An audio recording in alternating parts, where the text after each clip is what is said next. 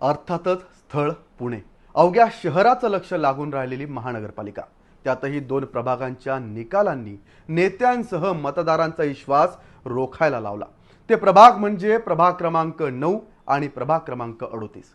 या प्रभागात उमेदवार होते अमोल बालवडकर आणि तात्या म्हणजेच कधी काळचे मनसेचे फायर ब्रँड नेते वसंत मोरे. या दोन्ही प्रभागांत झालेल्या टफ फाईटमध्ये एकीकडे बालवडकर विजय झाले, परंतु दुसरीकडे फायर ब्रँड नेते म्हणवले जाणारे वसंत मोरे यांना मात्र पराभवाला सामोरे जावं लागलं. पराभवानंतर तात्यांना केवळ 600 मतं मिळाल्याची माहिती सोशल मीडियावर व्हायरल झाली. पण खरंच मोरेंना फक्त 600 मतं मिळाली का? त्यांना नेमकी किती मतं मिळाली आणि खरंच वसंत मोरेंना पराभवामुळे कात्रजचा घाट दिसला का?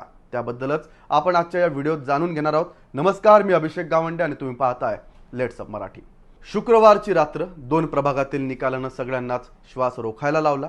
त्यात वसंत मोरे यांच्या प्रभागाचाही समावेश होता.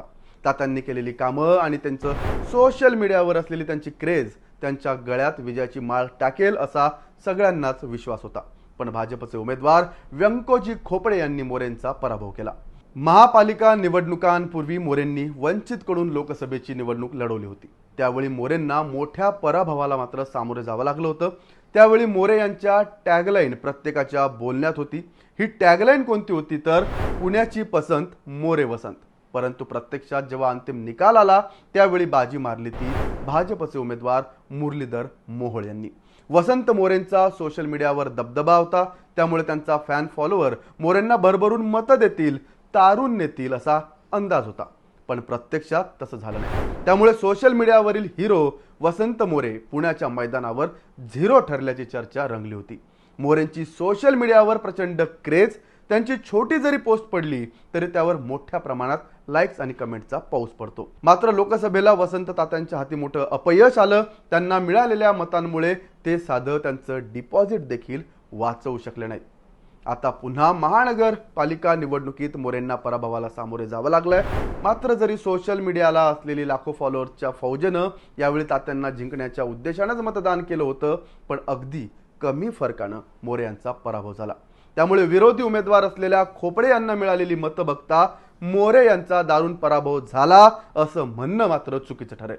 कारण काय तर भाजपचे उमेदवार व्यंकोजी खोपडे यांना 21,878 मतं मिळाली, तर उद्धव बाळासाहेब ठाकरे यांच्या पक्षाकडून मैदानात उतरलेल्या वसंत मोरेंना 20,878 मिळाली. याचाच अर्थ काय की मोरे यांचा केवळ 1,000 मतांनी पराभव झालाय. त्यामुळे वसंत मोरेंना कात्रजचा गाठ दाखवला असं म्हणणं मात्र चुकीचं ठरेल.